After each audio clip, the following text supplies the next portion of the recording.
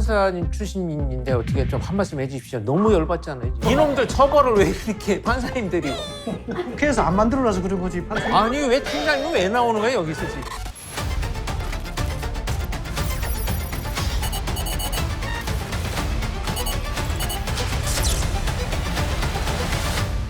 안녕하세요. 경기도 평생학습 포털 지식 청소년 디지털 안전 콘텐츠 MC 조준우입니다. 이번에도 청소년들이 겪을 수 있는 사이버 성범죄에 대한 이야기를 나눠보려고 하는데요. 다들 두 번째인 만큼 좀 편해지셨나요? 네, 좀 편해지셨습니다. 편해지셨습니다. 편한 거 맞죠? 잘해졌습니다. 근데 두 분이 첫 촬영 전에 되게 긴장하셨는데 네. 제가 봤을 때는 그래도 최소한 공 교수님보다 말씀을 다 잘하신 것 같아요. 첫 편에서. 아유. 그렇지 않나요? 그러니까 공동 MC 입장에서 적군인지 아군인지를 좀. 지난 시간에 충분히 했던 사이버 범죄에 대한 얘기를 많이 했던 것 같아요. 뭐 텔레그램 성착취, 딥페이크 많이 했는데 아직 못된 이야기가 있다라는 것도 되게 놀랍습니다. 사이버 성범죄 유행은 아주 다양하고 그만큼 우리가 나눠야 할 얘기도 아직 많이 남아있는 것 같습니다. 네, 맞습니다. 요즘 인스타그램 DM으로 친구들하고도 얘기를 하고 뭐 어디 갔다 왔는지 이런 것들 전부 스토리로 올리고 이렇게 하다 보니까 아무래도 카카오톡보다 인스타그램 정말 많이 사용하는 것 같은데요. 그 인스타그램으로 인해서 발생하는 성범죄도 많이 늘어나는 것 같습니다. 이제 2023년 10월에 한 여고생이 평소 알고 지내던 여학생을 따라서 모텔로 갔습니다. 모텔에는 또래 남녀 4명이 더 있었는데요.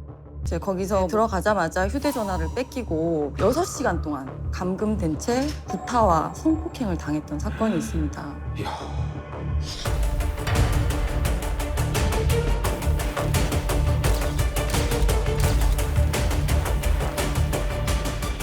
무슨 일이야? 갑자기 왜 그런 거예요? 피해 학생이 모텔에 있던 그 일행 중에 한 명을 험담을 하고 다녔다. 이런 이유로 그런 행동을 한 건데요. 진짜 조폭들 같이. 왜 그럴 수가 있지?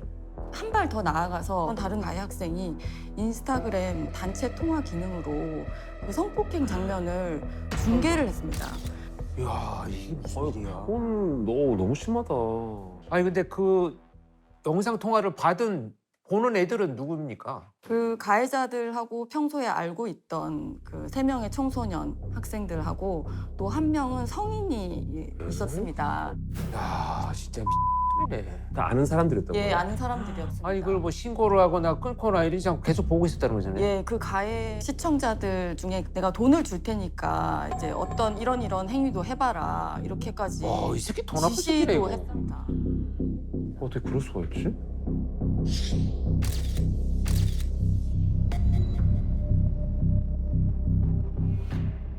네, 그래서 피해자가 이제 너무 아파하고 병원에 데려가 달라 이렇게 애원을 하니까 가해자들이 병원에 데리고 갔는데요. 이제 병원에서 경찰에 신고를 해서 이 사건이 알려지게 되었습니다. 와, 진짜 이런 일이 있었구나. 전혀 몰랐어요. 그리고 거기서 끝나지 않았고요. 이 가해 여학생이 피해 학생의 사진을 찍어서 그 사진에다가 스티커를 덕적지 붙여서 인스타 스토리로 이제 유포하기까지 했습니다. 스토리에 올렸다고요? 네네네. 어머. 아무리 철이 없어도 그렇지 참. 아 이게 왜냐면 이 스티커라는 게 지금 일단은 네 얼굴을 가려놨다. 그래서 올렸는데 말 안 듣고 신고하고 그러면 이거 다 스티커 제거하고는 올릴 거는 협박이잖아요. 예, 맞습니다. 경찰 신고 후에도 그 사진으로 계속 협박 행위를 한 건데요. 네가 생각이 있으면 나한테 빨리 연락해라 이런 식으로. 인스타그램의 갖가지 기능을 다 활용한 거네요. 네네. 스토리, 뭐 단체 통화 기능. 네. 요즘 추세가 그 인스타그램이 많고요. 그 여러 가지 이런 범죄가 많이 지금 일어나고 있는 편입니다. 지금. 그럼 그 모텔에서 구타하고 그 성폭행했던 그 가해자들은 처벌을 받았겠죠? 네, 주동자는 강간치상 혐의로 단기 7년, 장기 10년 형을 받았고요. 이제 중계를 했던 그 여학생 역시 같은 형을 선고받았습니다. 예. 좀 궁금한 게 그러면 그 단체 영상 통화를 했잖아요. 그 통화를 받은 사람들, 네. 그 사람들 또한 처벌 대상이 될 수 있는 거예요? 어떨 것 같으세요? 그 사람들도 처벌 대상이 될까요? 처벌 받아야 돼요 이거 일단. 네. 근데 한편으로는 네. 통화가 걸려와서 받은 거잖아요. 그 전에 어떤 이 계획성 있었냐를 입증 못하면은 처벌이 또 힘든 거 아니에요? 네, 처음에 전화를 받았을 때는 이게 어떤 내용의 전화인지 모르고 받았을 가능성이 있죠. 근데 이제 그게 아니고 어떤 추가 성범죄를 지시하기까지 했잖아요. 그러면은 당연히 처벌 대상이 되고 그 피해 여학생이 청소년이었기 때문에 이 시청하는 그 영상통화 화면 이거 자체가 아동 청소년 성착취물에 해당합니다. 예. 징역 1년 이상의 처벌을 받게 되는 그 아청물 시청죄에 해당되게 됩니다. 그리고 아동 청소년 성착취물 시청죄는 벌금형이 없고 징역형만 있습니다. 징역 1년 이상의 법정이 규정이 되어 있고 어떤 성행위를 하라라고 지시까지 했잖아요. 네. 그러면은 이제 아동 청소년 성착취물을 제작한 부분 그런 부분까지 성립할 수 있다는 거죠. 제작까지 되는 거예요? 제작의 공동 정범까지 될 수 그러네요, 있는 그러네요. 사안입니다. 예. 처벌 더 세게 해야겠다고 생각해요. 예. 근데 궁금한 게 예. 전화가 왔어요. 네네. 내가 모르고 받았어요. 네. 근데 순간적으로 보이긴 보이잖아요. 이게 그 또 시청인 거예요? 그렇죠. 그 기준이 뭐 몇 초 안에 끊어야 된다 이런 건 없는데 지금 이런 상황이 일어나는지 알면서도 계속 시청을 했다라고 하면은 그때부터는 시청이 되는 거죠. 인식의 기준이 있으니까 내가 이건지 알고 인식을 하고 난 다음에 계속 봤으면 성립이 되는 거고 네. 하고 끊어버리면 네. 이거는 처벌할 수는 없잖아요. 네. 우리 뭐 통상적으로 단톡방에 이렇게 올린 사람 있잖아요. 네. 그럴 때도 바로바로 삭제하는 게 나중에 문제가 안 되죠. 단톡방 나와야겠네. 나와야지 사실 그죠? 그렇죠. 제일 좋은 방법 네. 나와버려 그 사람 강퇴시켜버리는 그렇죠. 게 제일 좋은 그 거죠. 방은 있을 필요가 없는 거죠. 네. 이 사진이라는 게 들어왔다가 나가는 그 시간대를 우리가 해시값 그 값을 알 수 있습니다. 여기 보면 이게 언제 들어왔다가 언제 사라졌는지. 나 바로 지웠어요. 근데 우리 포렌시가 다시 복구해 봤더니 뭐야 이틀 갖고 있었네? 그럼 이거는 당연히 시청 소지죄가 성립될 확률이 높은 거죠.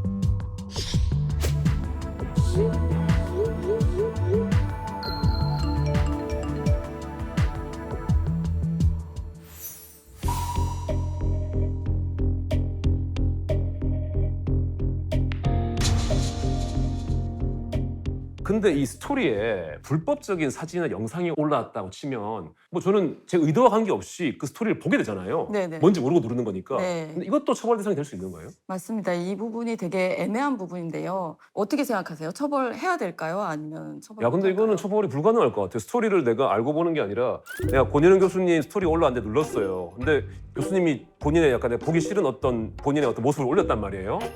그건 내가 원하는 게 수많은 사례 중에 왜 그런 사례를 옆에 있으니까. 그러면 그건 내가 의도한 게 아니잖아요. 네, 맞습니다. 네, 네. 이게 스토리라는 기능 자체가 내가 그 스토리의 내용을 알고 누르는 게 보통은 아니라 팝업으로 그냥 탁탁탁탁 그렇죠. 뜨는 식으로 음. 올라오기 때문에 음. 어떤 내용인지 모르고 클릭을 하게 되는 경우가 많아요. 근데 그렇기는 하지만 그 계정에는 그런 불법 사진이 자주 올라온다든지 그런 거를 알고 있음에도 불구하고 터치를 해서 그 클릭을 해서 그 사진을 봤다면 이게 불법 촬영물 시청죄가 될 수 있는 거죠. 그걸 또 캡처했다. 그러면 소지가 되겠죠. 또 내 스토리에 다시 올린다. 이러면 또 유포가 되는 거죠. 예. 우리가 일상 속에서 그냥 매일 뭐 접하는 스토리인 건데 이거를 캡처를 하고 뭐 보관을 하고 이 자체가 상당히 큰 범죄될 수 있다라는 말씀이시잖아요. 그렇죠. 그 자체만으로도 범죄가 될 수 네. 있죠. 그렇죠. 의도가 있는 거지. 예. 근데 그 스토리 빨리 지나가잖아요. 네. 어떻게 캡처를 하지? 스토리 한 몇 초 정도는 떠 네. 있습니다. 네. 그래서 충분히 캡처할 수 있을 정도의 타이밍을. 캡처라는 게 그렇게 오래 걸리는 행위가 아니에요. 아니 그게 아니라 캡처를 하려고 이렇게 자꾸 누르는데 넘어갔어요. 안 되더라고. 그럴 때는 다시 왼쪽으로 넘기면 돼요. 다시 캡처하면 돼요. 아하, 넘어가 다시 왼쪽으로 넘기고. 죄송합니다. 몰카와 불법 촬영 그 엄청난 차이. 사실 그 몰카는 장난치고 친구끼리 막 그때 몰카란 말 썼던 것 같고 불법은 누가 봐도 불법인 거니까. 그러니까 몰래카메라는 촬영을 당하는 사람이 촬영당한다는 사실을 모르는 상태로 촬영하는 것. 이건 몰카라고 우리가 그동안 정의해 왔잖아요. 그런데 네. 불법 촬영은 달라요. 상대방이 모르게 찍는 건 똑같은데 범죄 행위에 속하는 촬영을 불법 촬영이라고 하는 거예요. 그러니까 뭐 신체 일부를 찍는다든지 또 성과 관련된 뭐 행위를 하거나 영상을 찍는다거나 또 수치심이 들 수 있는 이런 그 사진, 영상 몰래 찍는 거 이거는 이제 불법 촬영이에요. 그러니까 우리가 몰카야 그러면 아까 얘기했듯이 그냥 몰래 장난스럽게 찍는 거 아니야? 라는 생각을 갖고 있기 때문에 법으로 정의하면서 불법 촬영으로 용어를 공식으로 바꾼 거예요. 몰카랑 불법 촬영이라는 단어를 좀 구분해 써야 된다 이 말씀이신 그렇죠. 거죠. 네.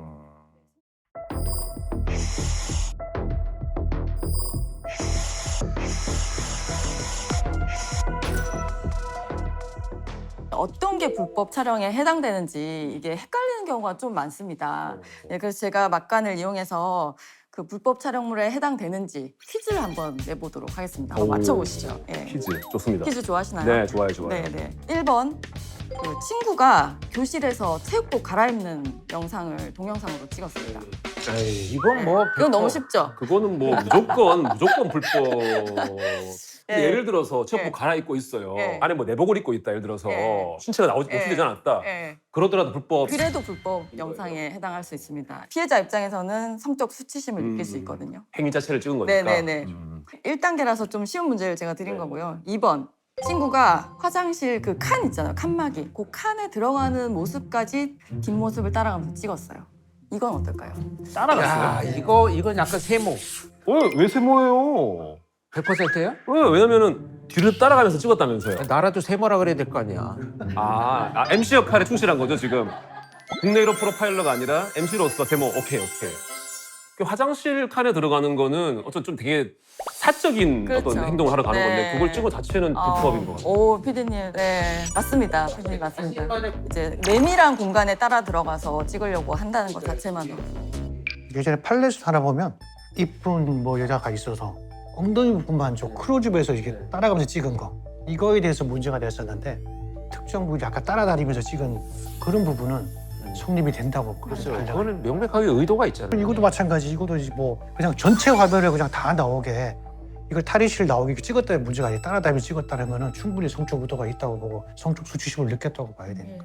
근데 그 촬영 당했던 애가 나중에 알았는데 뭐 불쾌하지 않았어요? 하하 재밌었어요 걔도. 그래도 불법 촬영으로 처벌받는 거예요. 이게 불법 촬영인지 여부가 상대방이 동의했는지 그리고 성적 수치심을 일으켰는지 이게 굉장히 중요한 판단 기준이거든요. 피해자가 문제 삼지 않겠다라고 하면은 불법 촬영이 안 되는 건 맞습니다. 예. 근데 학생들은 아무 생각 없이 친구를 좀 놀려주려고 하거나 장난치려고 하거나 이런 영상들 찍게 되는 경우가 많이 있을 것 같아요. 진짜 장난처럼 찍는 게 이게 다 불법이라는 거잖아요. 네네네네. 그렇죠. 마지막 문제 드릴게요. 체육 시간에 운동하는 친구의 뒷모습을 찍었습니다. 아, 이것도 애매한데. 운동하는 뒷모습이요. 예. 이런 거는 많이들 찍었을 것 같아요. 예. 보통 그냥 뭐 제의식 없이. 근데 왜냐면 우리도 만약에 뭐 이게 촬영을 하고 있는데 촬영하는 모습 뒤에서 찍을 수 있잖아요. 그렇죠. 나는 가끔 그거 올리거든요. 네. 녹화장에 가면 그렇죠. 뒤에서 막 카메라 감독님들 이렇게 막 되게 지쳐 있으면 오늘도 뭐 고생하시는 분들 뭐 이런 거 올리거든요. 그것도 이제 네. 좀 문제가 있는 건가요? 예, 좀 항상 그렇다 아니다라고 말씀드리기엔 조금 애매한 사안이고 어떤 부분을 찍었는지 어떤 그 동작을 하고 있을 때 찍었는지 뭐 그런 부분이 중요할 것 같은데요. 근데 이제 보통 체육 시간에 신체가 뭐 격하게 움직이고 있고 또 이렇게 어느 특정 부위가 부각되도록 이제 클로즈업을 해서 찍었다 이렇게 하면 불법 촬영이 충분히 될 수 있죠. 법적으로 판단하기 좀 힘들 상도 많을 것 같아요. 기준이 아까 말씀드린 바와 같이 피해자가 동의를 했는지 그리고 이제 이 사진 자체를 놓고 봤을 때 일반인들도 성적 수치심을 느낄 수 있는 사진인지 그런 거에 따라서 불법 촬영인지 여부를 판단한다고 할 수 있습니다. 근데 우리 일상 속에서 오늘 촬영을 했어요. 그 교수님이 쉬는데 제가 몰래 그냥 찍을 수 있잖아요. 뭐 커피 마시고 좀 졸고 있거나 이런 거 그 정도는 사실 뭐 그게 불법 촬영이라고까지 할 수 없는 거죠. 있어요. 굉장히 기분 나빠요.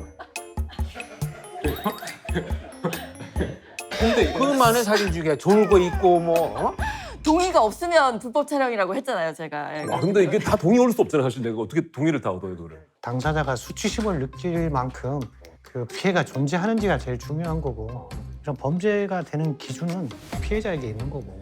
좀 지나치게라도 엄격해서 장난이 아니야라는 것이 좀 명확해져야 될 것 같아요. 조심하세요. 네. 오늘 찍은 사진은 지우겠습니다. 네, 조심하세요.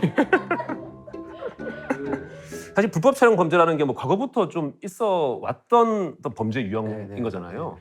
그러니까 딥페이크처럼 뭐 최근에 생겨난 것도 아니고 그런데도 저희가 잘 몰랐던 부분이 많은 것 같아요. 확실히 알 수 있었던 그런 시간이었던 것 같습니다. 네. 저 아직 미성년인데 호기심으로 불법 촬영한 건 봐주겠죠? 야 이건 뭐 봐줄 수 없잖아요. 네, 맞습니다. 네, 미성년이라도 봐줄 수 없습니다. 네, 당연히 처벌 대상이고요. 제가 한 예를 말씀드리면 2023년 10월에 제주도의 한 고등학교 여자 선생님이 화장실을 들어갔더니 곽티슈 있잖아요. 좀 느낌이 이상해서 그 곽티슈를 열어봤더니 그 안에 핸드폰이 들어있었던 겁니다. 핸드폰이 들어있고 이제 용변을 보는 쪽으로 향해 있었던 거죠. 예. 야, 아니 그거는 왜 찍는 거예요 도대체? 이제 곧장 경찰로 신고가 들어갔고 경찰이 이제 갑티슈랑 휴대전화에 있는 지문 감식을 하고 포렌식 분석을 하려고 하는데 다음 날 그 한 남학생이 자수를 했습니다. 그 학교 학생이라는 거잖아요. 네, 맞습니다. 예.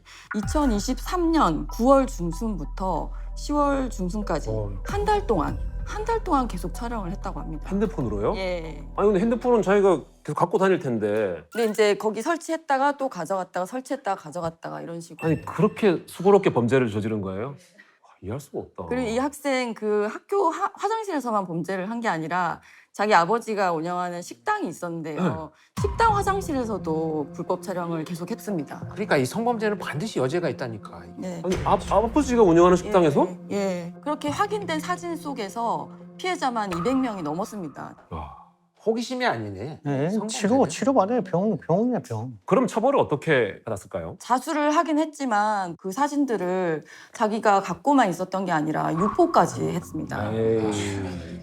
죄질이 굉장히 나쁘고요. 성폭력 처벌 특례법 위반으로 징역 6년을 선고받았습니다. 와, 6년? 그리고 교내에서 또 학생들이랑 선생님까지 촬영을 하다 보니까 퇴학 처분 받았습니다. 퇴학은 당연히 뭐 그게 대상이 이게 청소년 아동이면 더 처벌이 세지는 거예요? 당연합니다. 네, 아동 청소년 성착취물이 돼서 처벌 수위가 훨씬 더 높습니다.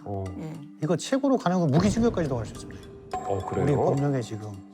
그 전까지는 뭐 아동 성착취물 소지 같은 경우는 1년 이하 징역으로 징역형이 거의 없었어.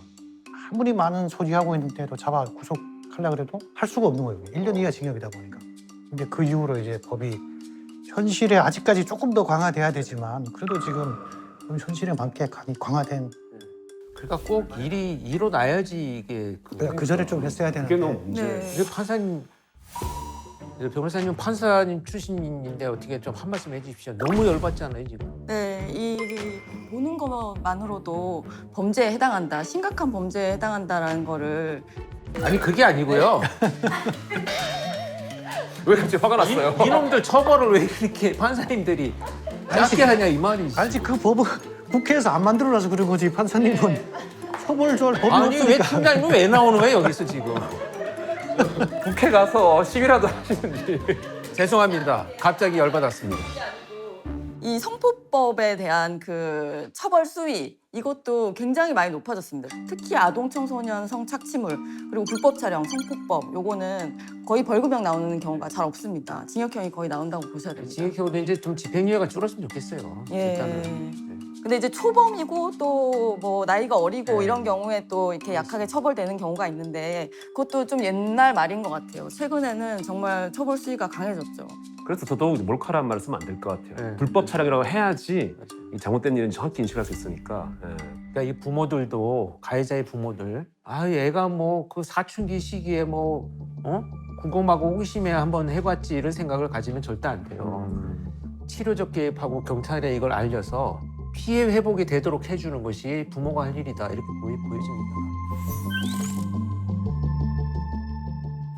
불법 촬영 말고도 합의하에 찍은 영상이 있잖아요. 리벤지 영상이라고 이름이 붙여져가지고 관계를 유지해오면서 찍었던 그 영상들을 일방적으로 헤어졌다는 이유로 막 유포해가지고 많았죠. 심각한 범죄가 됐었죠. 근데 아무리 합의하에 찍었다 하더라도 상대방의 뭐 허락 없이 유포하는 거는 당연히 처벌 대상이 되는 거겠죠? 네, 맞습니다. 이게 찍을 때 동의가 있었다면 나중에 헤어지고 나서 유포하는 부분에 대해서는 괜찮다 이렇게 착각을 하고 있는 경우도 있어요. 근데 이게 실제로 또 2013년 이전에는 그렇게 볼 수 있었습니다. 그래요? 예, 그런 처벌 규정이 명확하지가 않았거든요. 그러다가 이제 2013년 6월에 성폭법이 대대적으로 개정이 됐는데 촬영을 할 때는 촬영 대상자의 이제 의사에 반하지 않더라도 유포할 때 의사에 반한다면 처벌할 수 있다라는 규정이 신설됐습니다.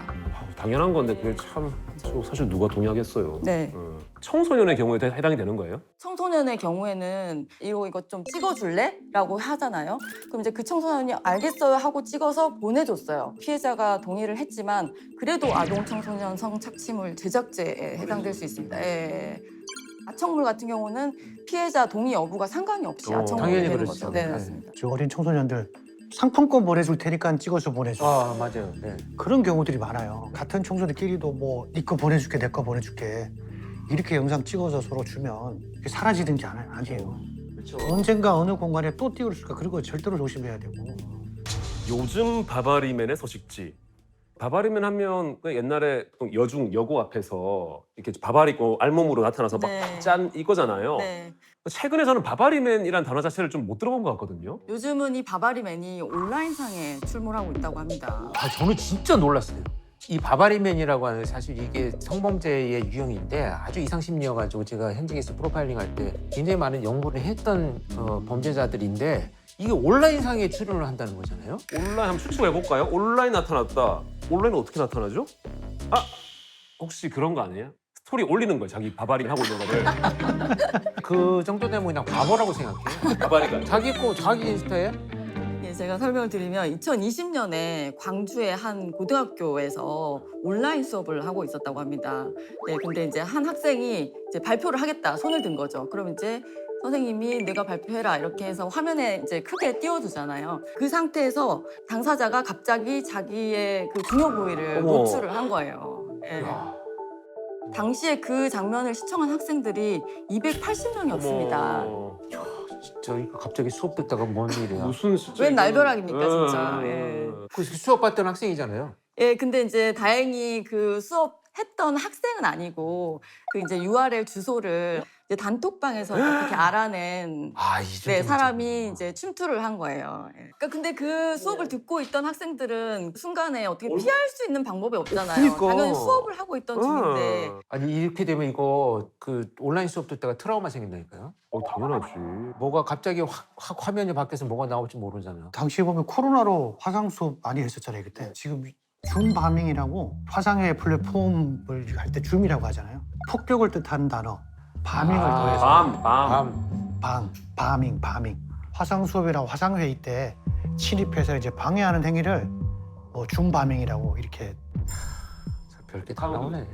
그럼 그 심리는 뭐예요? 왜 그러는 거예요? 뭐 중요 부위를 노출하고 이런 범죄자들이 보면 사람들의 반응과 평가를 받기 위해서 그런 일들을 하거든요. 그러니까 예전에 여자 대학교에서 학생들이 다 끝나고 난 밤에 그 강의실에 혼자 들어가서 나치로 자기 사진을 찍어갖고 올린 사건이 있었어요. 근데 그 사진을 올려놓고 나서 댓글에 와 멋지다 화이팅 뭐 이런 댓글들이 있었어요. 그러니까 얘가 그게 강화돼갖고 자기는 그 댓글을 보는 순간 너무 쾌감을 느꼈다. 체포되고 나서 그런 얘기를 한 적이 있거든요. 사회적 어떤 상호작용을 한다라고 생각하는 아주 왜곡된 심리예요. 그럼 그런 사람한테는 관심을 안 주는 게 답이겠네요. 당연히 그렇죠. 내가 줌 발표해서 했어. 다들 근데 그냥 태연하게 보고서 네 다음 분 이러면 이제 이제 안 할 거 아니에요. 이제 그 사람도. 그게 근데 되겠어요? 걔는 그냥 거기에 그렇게 침투하고 들어간 거 성공했다는 것만으로 쾌감을. 맞아요. 거기서부터 자체에서. 시작되는 거죠. 자, 어찌됐건 이 사건은요, 그 IP 추적이 되어가지고 검거를 했다고 합니다. 그럼 뭐 처벌은 당연히 됐겠죠? 네, 옛날에 이제 바바리맨들도 공연 음란죄로 다 처벌을 했었는데요. 온라인 바바리맨도 마찬가지로 이제 공연 음란죄로 처벌을 할 수 있고요. 그것뿐만 아니고 성폭법상 이제 통신매매 이용 음란죄 이것도 같이 성립할 수 있는 사안입니다. 이 사건에서는 정보통신망법 등 혐의로 징역 1년 6개월에 집행유예 3년을 선고받았습니다. 이 사건 가해자는 성폭력 치료 프로그램 이수도 이제 명령받았습니다. 치료 프로그램이 필요하죠. 네네, 치료가 필요한 사안인 것 같습니다. 네. 에어드롭과 사이버 플래싱. 에어드롭은 좀 많이 들어봤는데 사이버 플래싱은 또 좀 전 생소하거든요. 근데 이것도 지금 바바리맨 오프라인 바바리맨 똑같이 자신의 나체 사진이나 뭐 성적 이미지를 불특정 다수한테 아까 그런 줌바밍은 그 화상회의 할 때 보냈잖아요. 예. 그래서 그냥 다수한테 그냥 주변에서 그냥 전송하는 거예요. 그냥 줌바밍이랑 비슷한데 아, 그래서 에어드롭으로. 에어드롭이 나온 거지. 네. 요 이제 다들 좀 익숙하지는 않으시지만 요즘에 특히 많아지고 있는 범죄고요. 이제 휴대전화 같은 통신 매체를 이용해서